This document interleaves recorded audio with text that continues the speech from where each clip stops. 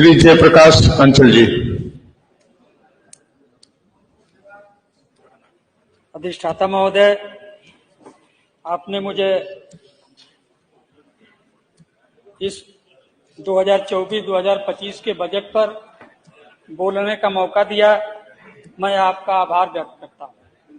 जिस तरह से उत्तर प्रदेश की सरकार ने भारी भरकम बजट आम जनता को देने का वादा किया है, आज उसमें देखा जाए तो हर तरह से जनता को छलने का काम किया जा रहा है। आज मैं अपने नेता ओम प्रकाश सिंह जी द्वारा कटौती प्रस्ताव पर बल देते हुए ये कहना चाहता हूं कि जिस तरह से माननीय वित्त मंत्री जी ने अपने इस बजट में नौजवानों के लिए बड़ा पिटारा खोलने का काम किया है, आज इस तरह की हालात उत्तर प्रदेश के पूर्वांचल जनपद बलिया के तरफ हम ले जाना चाहते हैं।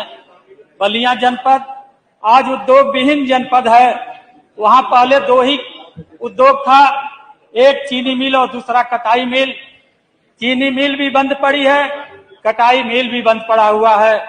मैं चीनी मिल को पुनः चालू करने की अपील करता हूं।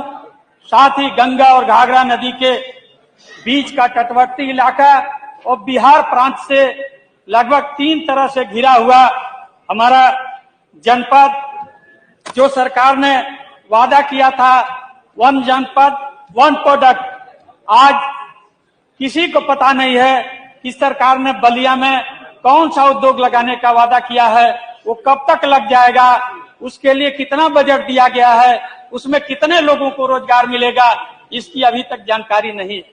तो ऐसी हालात में मैं अपने विधानसभा क्षेत्र बैरिया की तरफ आपका ध्यान आकृष्ट कराना चाहता हूं कि सरकार ने बहुत वादा किया है बाढ़ से निपटने के लिए, जबकि बलिया का 40% हिस्सा आज भी बरसात के सीजन में बाढ़ की त्रासदी से बेहाल हो जाता है। मैं अपने विधानसभा क्षेत्र बैरिया जनपद बलिया के गंगा और घाघरा नदी के तरफ आपका ध्यान आकृष्ट कराना चाहता हूं कि हमारे क्षेत्र में गंगा नदी के भीषण तबाही से भारतीय जनता पार्टी के सरकार में ही दुबे छपरा रिंग बांध टूट गया था और माननीय मुख्यमंत्री जी उस बाढ़ के निरीक्षण में भी गए हुए थे, लेकिन दुर्भाग्य है कि आज तक उस रिंग बांध का निर्माण नहीं हो पाया, जिसके कारण लगभग 50,000 की आबादी जलमग्न हो जाती है। चाहे वो सुगर छपरा की हो, केहरपुर हो, दुबे छपरा, उदय छपरा, गोपालपुर, बुआल छपरा, नौरंगा, बहुआरा, सिमरिया, गडरिया, जगदीशपुर, नर्मदा, भुसौला आदि गांव जो है गंगा नदी से तबाह हो जाते हैं और रोकथाम के लिए कोई इंतजाम नहीं हो पाता। इसी तरह से घाघरा नदी के गोपालपुर और सिवाल मठिया गांव में काफी घाघरा नदी का कटान हुआ है। लगभग सैकड़ों घर घाघरा नदी में विलीन हो गया। वो लोग विस्थापित होकर के कहीं न कहीं बंधे के किनारे शरण लेकर के आज भी बसे हुए हैं। सरकार के तरफ से बार बार पत्र लिखने के बाद भी, मांग करने के बाद भी, विधानसभा में पत्र लगाने के बाद भी न तो उन लोगों को बसाने का कोई इंतजाम किया गया, न उनके लिए कोई बिजली का इंतजाम किया गया। मैं मांग करता हूं गंगा और घाघरा नदी के बाढ़ से विस्थापित लोगों को सरकार द्वारा जमीन क्रय किया जाए, उन्हें बसाया जाए, प्रधानमंत्री अथवा मुख्यमंत्री आवास से सुसज्जित किया जाए, उन गांवों में विद्युतीकरण की व्यवस्था कराई जाए। रहा सवाल सड़कों का, तो सरकार ने वादा किया था कि हमारी सरकार दिसंबर महीने तक गड्ढा मुक्त कर देगी। गड्ढा मुक्त की स्थिति ये है कि सरकार सिर्फ वादा तो कर देती है, घोषणा कर देती है, लेकिन आज हालात सड़कों के देखा जाए तो बिहार प्रदेश से जुड़ा हुआ हम लोगों का विधानसभा क्षेत्र है। दल्लन छपरा से लेकर खवासपुर की सड़क जो है चलने योग्य नहीं है, वो बिहार बॉर्डर से जोड़ती है। दूसरी सड़क मान्यवर भगवानपुर से रामनगर की सड़क है, गड्ढा युक्त है, गड्ढा मुक्त नहीं हो पाई। तीसरी सड़क है सुरेमनपुर रेलवे स्टेशन का मुख्य मार्ग है, गोपाल नगर तक जाती है, उस सड़क की वही स्थिति है। रेवती भोपालपुर मार्ग की भी गड्ढा युक्त सड़क है। दतहा नूरपुर मार्ग की भी वही स्थिति है।